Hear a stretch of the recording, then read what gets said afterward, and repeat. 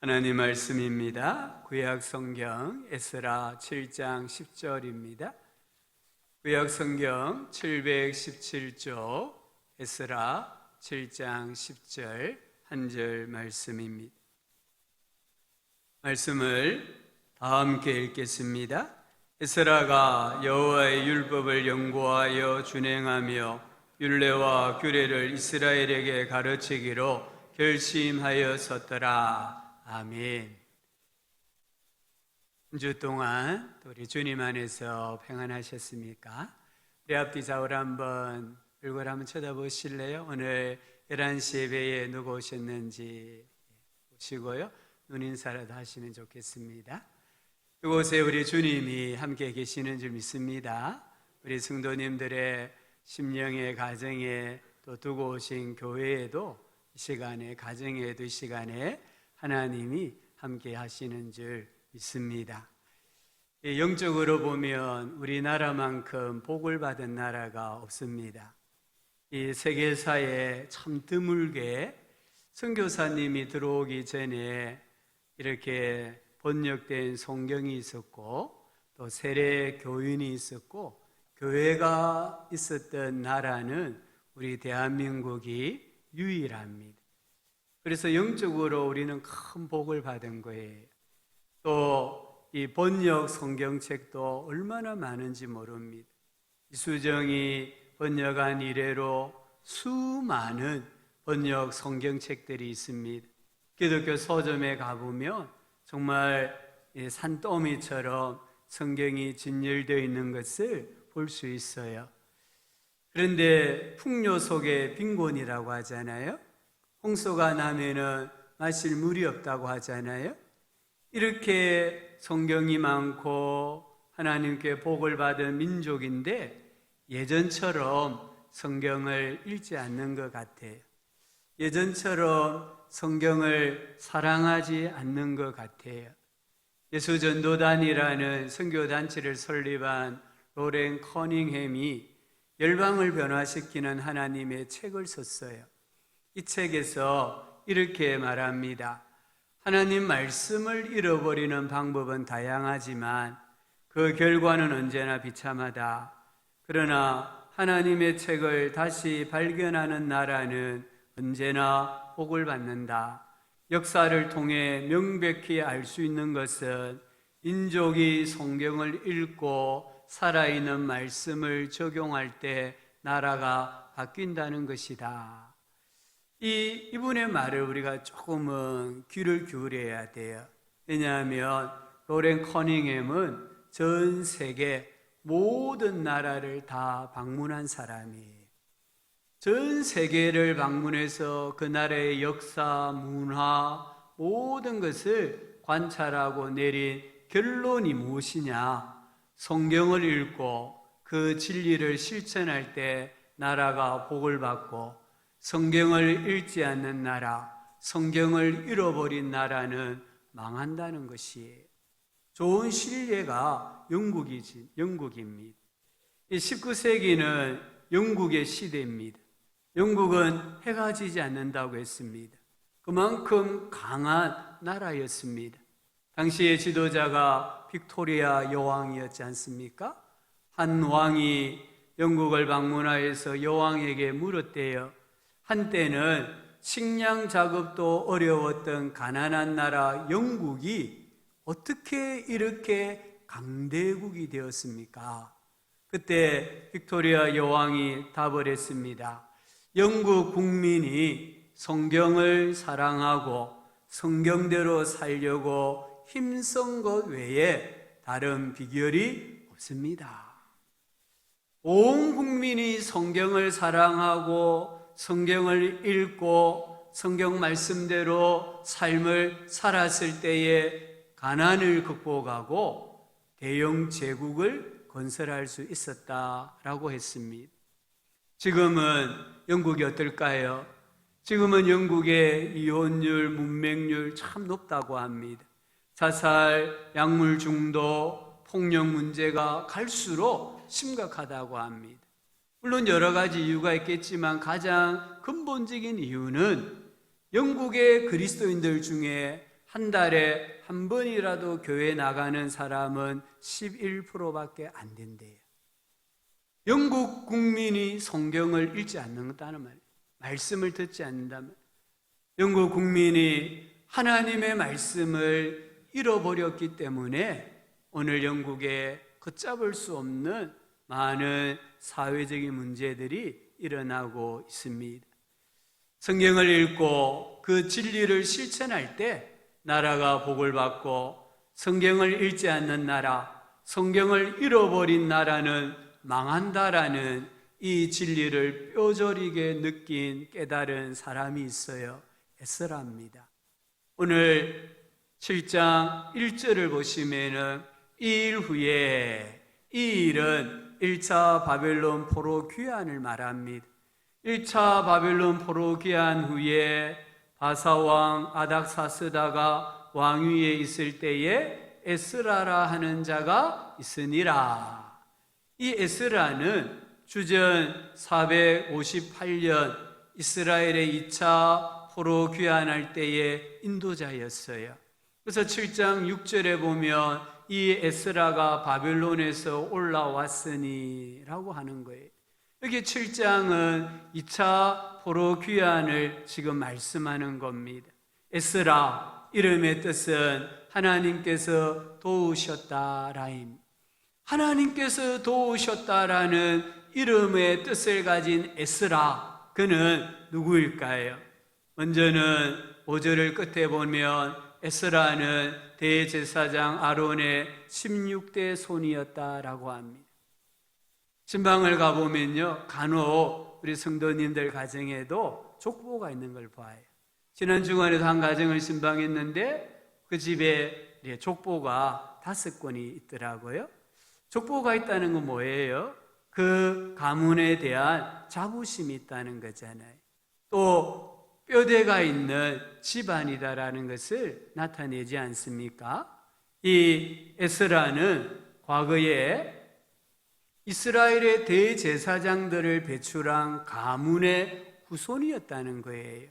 그래서 1절부터 5절에 선조들의 이름을 쭉 말합니다. 1절을 보면 그는 에스라죠. 그는 스라야의 아들이었다 했습니다. 스라야는 바빌론의 포로로 끌려갔던 대제사장 여호사닥의 아버지입니다. 그러니까 에스라가 스라야의 아들이 될 수 없잖아요. 이 아들이란 말은요, 후손이다 이 말이에요. 에스라는 스라야의 후손이요라고 번역을 해야 돼요. 이 에스라와 스라야 사이에는 거의 130년의 시간적인 간격이 있습니다. 이 130년은 포로기잖아요. 타국 생활이잖아요.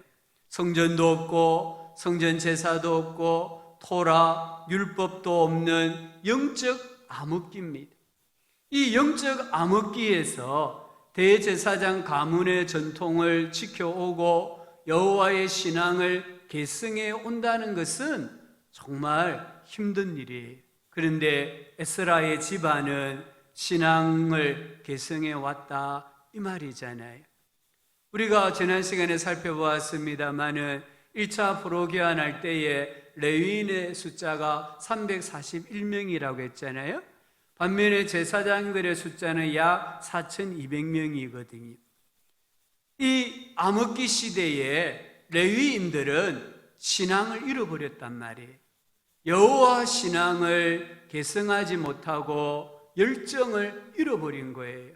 그런데 이 에스라의 가문은 똑같은 영적 암흑기였지만 여호와 신앙을 계승하고 여호와 신앙을 지켜왔다는 것을 이 족보가 우리에게 보여줍니다.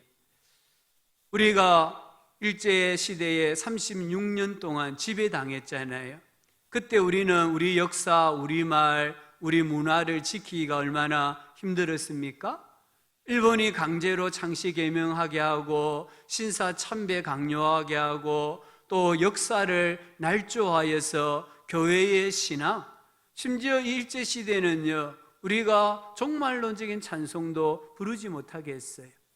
그래서 교회의 신앙을 빼앗고 우리 민족의 혼을 빼앗으려고 일제가 얼마나 많은 계획을 세우고 악행을 범하였는지 우리는 잘 알고 있습니다. 그렇다면 130년 동안 이 포로기 시대의 여호와의 신앙을 지킨다는 것, 대제사장 가문의 신앙을 계승한다는 게 얼마나 힘들었겠습니까? 그런데 계승했다는 거잖아요. 어떻게 했을까요? 성전이 없습니다. 성전 제사가 없습니다. 토라, 율법이 없습니다. 그런데 어떻게 이 신앙을 이어갔을까요? 저는 이렇게 생각해 봅니다. 아마 아침 저녁으로 가정 예배를 드리지 않았을까. 이 대제사장 가문이니까 성전에서 아침 저녁으로 번제와 소제를 집례했거든요. 그래서 지금 포로기지만 타국 땅에 살고 있지만 성전도 없지만 가정을 성전 삼아서 율법이 없지만 아버지가 암송하고 있던 성경 구절, 토라 한 구절을 읽어주고 설명을 하고 함께 기도하면서 우리는 하나님의 사람이다. 우리 가문은 대제사장의 가문이다라는 민족과 또 이 가문의 자부심을 심어주고 계승해 왔기 때문에 이런 가문이 탄생할 수 있었다라고 생각을 합니다. 에스라는 대제사장이 아니지만 대제사장 가문의 후손으로서 대제사장답게 행동하고 살았다라는 것을 알 수 있습니다. 우리는 지금 이 신앙의 대를 이어가고 신앙 명문가를 이루기 위해서 어떤 노력을 하고 있느냐는 거예요. 유대인들요? 이 유대인들은요, 신앙을 시각화를 시킵니다. 그래서 테필린이라는 게 있잖아요. 우리가 저기 지금 통곡의 벽에서 한 유대인이 기도하는데 이마에 보면은 작은 상자를 가죽끈으로 묶어서 띠를 하고 있잖아요. 또 이 손에 보면은 검은 가죽끈을 이렇게 둘러 감았잖아요. 저 작은 상자에 또 이 가죽끈에는 하나님 말씀이 들어있는 거예요. 특별히 신명기 6장 쇠마 이스라엘아 들으라, 이 말씀이 들어가 있고요. 저 상자에는 하나님과 하나됨을 기도하는 내용이 있고요. 하나님께서 출애굽하면서 행하신 기적들을 찬양하는 기도문이 있고요. 오직 하나님만 전지전능하시다라는 것을 찬양하는 기도문이 들어있어요. 그래서 이 말씀을 시각화해서 자손들에게 여호와 신앙을 물려주는 거예요. 또 이 유대인들은 집집마다 매주자라는 게 있습니다. 마치 우리나라의 문패 또는 우리 성도님들 가정에 교회에 이렇게 또 교패가 붙어 있는 것처럼 모든 유대인들의 집안의 출입구에는 저런 매주자가 붙어 있어요. 또 들어가면은 모든 방문에 매주자가 붙어 있어요. 이스라엘을 여행 가시면은 모든 호텔의 출입구나 호텔 방들마다 전부 다 저 매주자가 붙어 있어요. 매주자에는 신명기 6장 4절부터 9절 말씀이 적힌 종이가 들어가 있대요.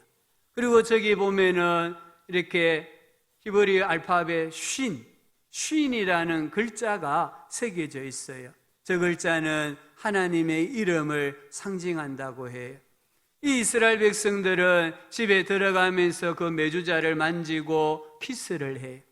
또 나올 때에 매주자를 손으로 만지고 키스를 해요. 무슨 말입니까? 우리는 하나님을 경외하는 백성입니다 라는 것을 신앙으로 고백을 하는 거예요.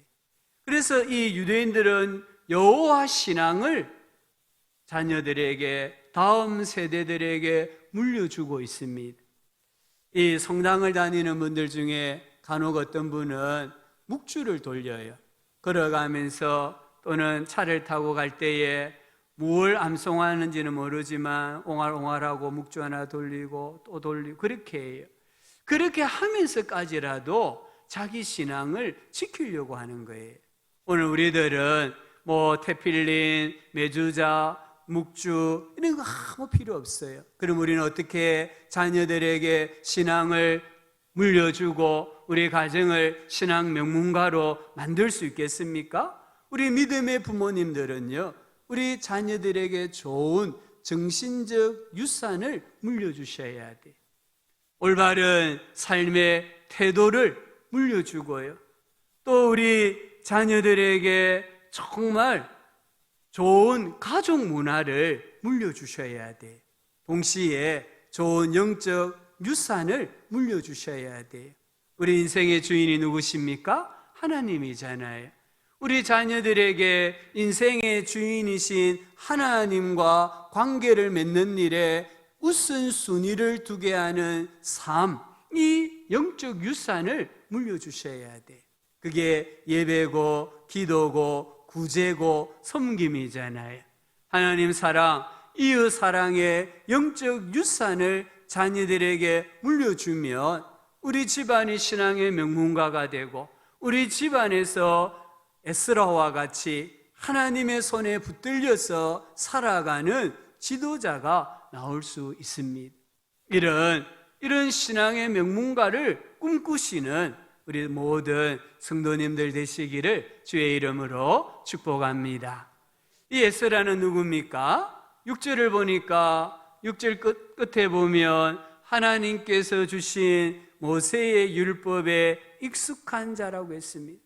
7장 12절에 보면은 아닥사스다 왕이 에스라를 평가하기를 하늘의 하나님의 율법의 완전한 학자 겸 제사장이라고 했습니다. 익숙하다 이 말은 완전하다 이 말이거든요. 우리 하나님께서 쓰시는 인물이 누구냐? 하나님께서 쓰시는 인물은 세상적인 스펙을 많이 쌓은 자가 아닙니다. 우리는 세상적인 이 스펙, 어떤 자격증 또는 어떤 무엇을 취득을 해야 됩니다. 우리가 더 크게 쓰임을 받으려고 하면, 더 유용하게 쓰임을 받으려고 하면은 세상적인 스펙도 있어야 돼요. 그러나 하나님은 스펙만으로는 사용하지 않습니다. 우리 하나님은 하나님 말씀에 민감하게 반응하는 사람, 하나님 말씀에 즉각 순종하는 사람을 쓰시는 거예요.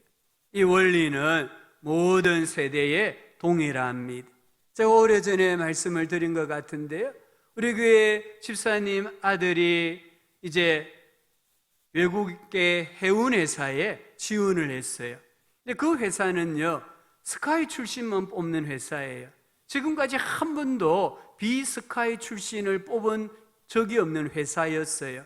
그래서 이 아들도 후보가 되었습니다. 합격하지 못하고 후보가 되었어요. 회사에서 합격한 스카이 출신에게 전화를 걸었습니다. 아, 당신이 합격했습니다. 언제부터 회사에 출근할 수 있습니까? 그러니까 그 친구가 하는 말이 일주일 뒤에 가겠습니다. 그러니까 회사의 관리자 입장에서는 마음에 안 든 거예요. 그래서 후보인 우리 교회 집사님 아들에게 전화 걸어서 당신이 합격을 한다면은 언제부터 출근할 수 있겠습니까? 물으니까 이 아들이 하는 말이 내일 당장 출근하겠습니다. 그래서 누가 뽑혔을까요? 우리 집사님 아들이 뽑힌 거예요. 그 회사의 불문율이 깨어져 버린 거예요. 그래서 지금까지도 그 회사에서 아주 열심히 일을 하고 있는 것을 볼 수 있습니다. 하나님 말씀에 민감하게 반응하는 사람, 하나님 말씀에 즉각 순종하는 사람을 하나님은 들어 쓰시는 거예요. 여호수아를 보십시오. 여호수아서 1장 8절에 이 율법책을 내 입에서 떠나지 말게 하며 주야로 그것을 묵상하여 그 안에 기록된 대로 다 지켜 행하라. 그리하면 내 길이 평탄할 것이며 내가 형통하리라. 지금 하나님께서 여호수아에게 평탄한 길, 형통의 길을 말씀하시면서 비결이 무엇이냐? 하나님의 말씀을 주야로 묵상하고 하나님의 말씀대로 살아가는 삶이다라고 말씀을 하시는 거예요. 내가 연약할지라도, 내가 부족할지라도 하나님의 말씀에 순종하면 하나님께서 사용하신다는 것을 꼭 붙드시기를 주의 이름으로 축복합니다. 이 에스라는 어떤 사람입니까? 오늘 읽은 10절 말씀에 보니까 여호와의 율법을 연구하여 준행하며 이스라엘에게 가르치기로 결심한 자였습니다. 에스라는 말씀을 연구하기로 결심했어요. 이 연구하다라는 것은 찾다, 조사하다 이 말입니다. 하나님의 말씀의 참 의미가 무엇일까를 연구하는 일에 자기 일생을 바치기로 결심한 거예요.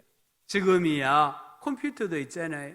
또 원어 주석도 있고요, 좋은 책도 있고요, 인쇄술이 발달되어 있어서 성경을 연구하기로 마음먹으면 그게 크게 어렵지 않아요. 그런데 지금부터 2500년 전에 하나님의 말씀의 참 뜻을 찾아간다는 것은 정말 어려운 일이었습니다.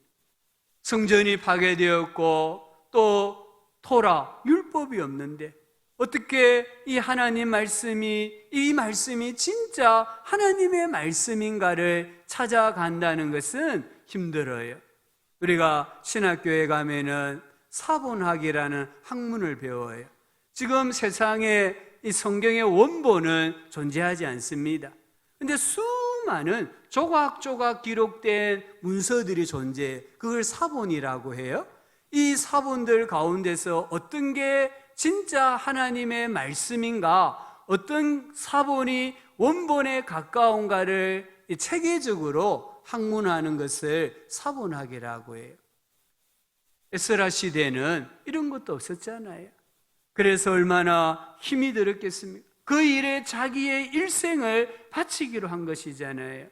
우리 한국 교회가 이렇게 부흥하고 우리 민족이 복을 받은 것은요, 우리 믿음의 선배들이 복음을 받아들이고 말씀을 사모했기 때문이에요. 지금은 부흥회라고 하는데 이전에는 사경회라고 했습니다.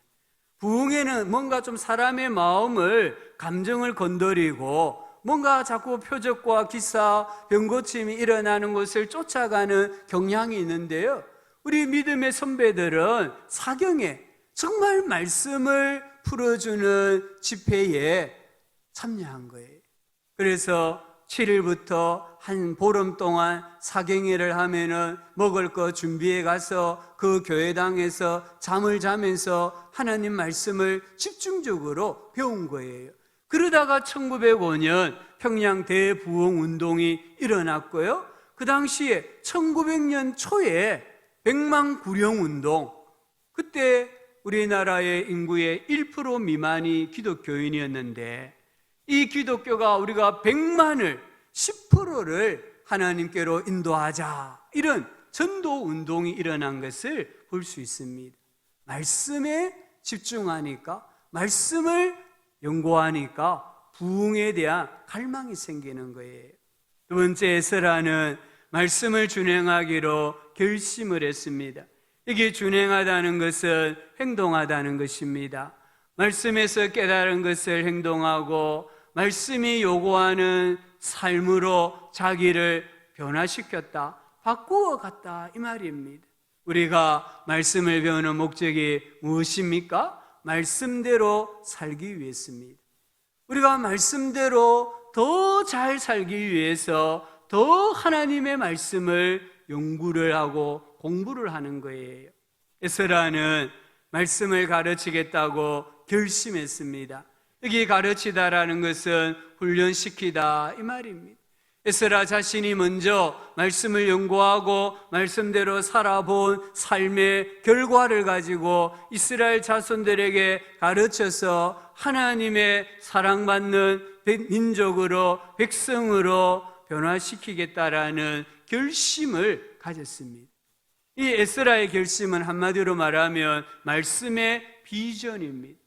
출애굽기 19장 5절 6절에 보면 세계가 다 내게 속하였나니 너희가 내 말을 잘 듣고 내 언약을 지키면 너희는 모든 민족 중에서 내 소유가 되겠고 너희가 내게 대하여 제사장 나라가 되며 거룩한 백성이 되리라 하셨습니다. 하나님께서 우리를 하나님의 소유 삼아주시고 제사장 나라 삼아주시고 거룩한 백성으로 삼아주셨는데, 이 복을 간직하려면 하나님의 말씀을 듣고 말씀대로 살아야 한다는 것을 가르쳐 줍니다. 이 하나님의 보물인 이스라엘, 제사장 나라, 거룩한 백성이 어찌하여서 멸망을 하고 어찌하여서 타락하였습니까? 에스라가 진단하기를 우리가 하나님의 말씀을 버렸기 때문이다. 우리가 하나님의 말씀을 사랑하지 않았기 때문이다라는 결론을 얻고, 어떻게 하면 다시 하나님의 보물이 되고 제사장 나라가 되고 거룩한 백성이 되어서 열국에 영향을 끼치는 민족이 될 것인가? 오직 하나님의 말씀으로 돌아가는 길밖에 없다. 우리가 잃어버렸던 말씀을 다시 찾는 길밖에 없다. 이것을 깨달은 사람이 에스라입니다.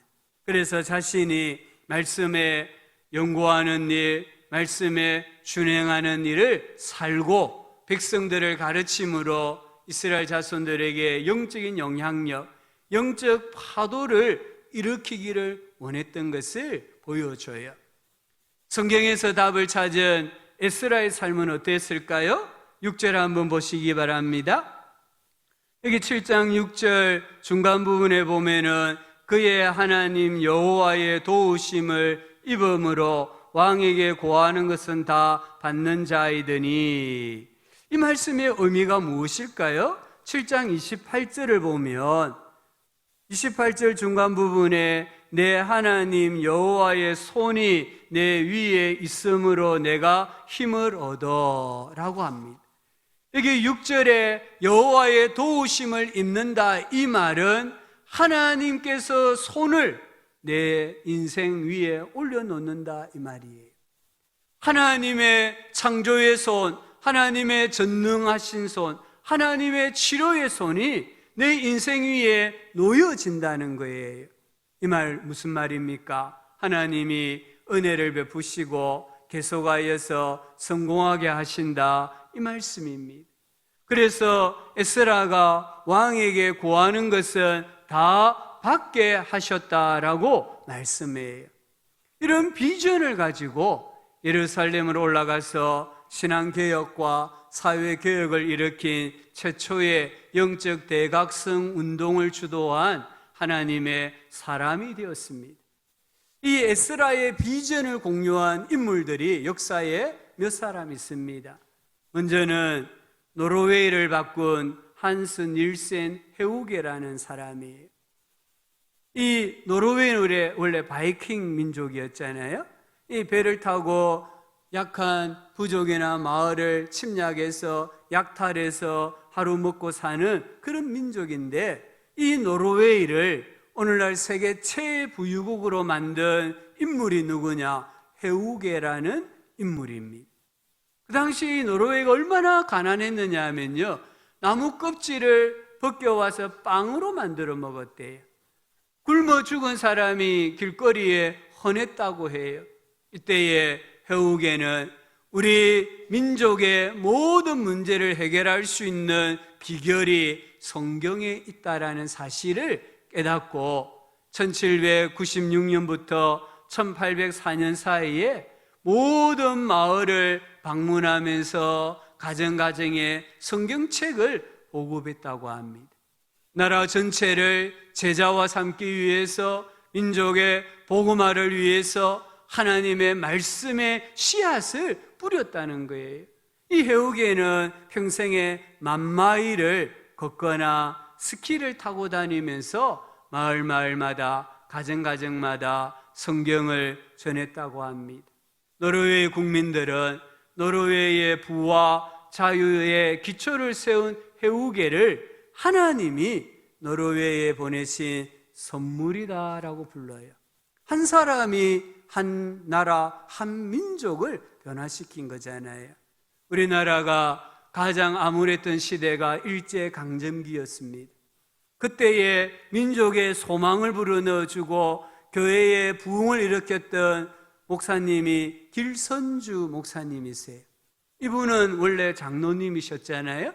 그러다가 은혜 받고 목사님이 되신 분이에요. 이분이 젊은 시절에 진리를 깨닫기 위해서 절간에 들어가서 불경을 연구했다고 합니다. 그런데 하루는 친구가 와서는 성경책을 주었고 그 성경책을 읽다가 마음이 뜨거워져서 예수님을 영접했대요. 그 이후로 길선주 목사님이 집 안에 들어가서 방문을 걸어 잠그고 성경을, 구약 신약을 100번 읽을 때까지 바깥 출입을 하지 않았다고 합니다. 100번 성경을 읽고 이제 방문을 열고 나오셨다는 거예요. 하나님께서는 이렇게 성경에, 하나님 말씀에 자기 인생을 걸었던 이 길선주 목사님을 정말 영적 암흑기에 크게 사용하신 부흥사역 목회자로 쓰신 것을 한국 교회사가 우리에게 전해줘요. 오늘 이 시대에 이 에스라의 비전을 가진 사람이 누구였을까요? 공병호 박사라는 분이세요. 이 공병호 박사는 아주 유명한 인문주의자입니다.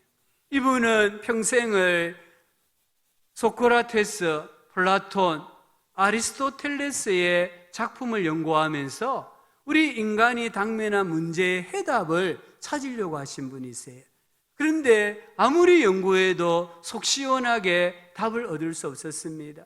하루는 아내가 듣는 이 설교 동영상을 그냥 우연히 엿듣다가 저게 진리였네라는 깨달음을 얻었대요. 그때부터 인문학 공부를 접었다고 합니다. 더 이상 소크라테스, 플라톤, 아리스토텔레스 이런 글들을 읽는 것을 접고 성경 공부에 몰두했다고 합니다. 이동안은 차 안에서 거리를 걸으면서 밥을 먹으면서 운동하면서 설교 말씀을 듣고 성경을 읽었습니다.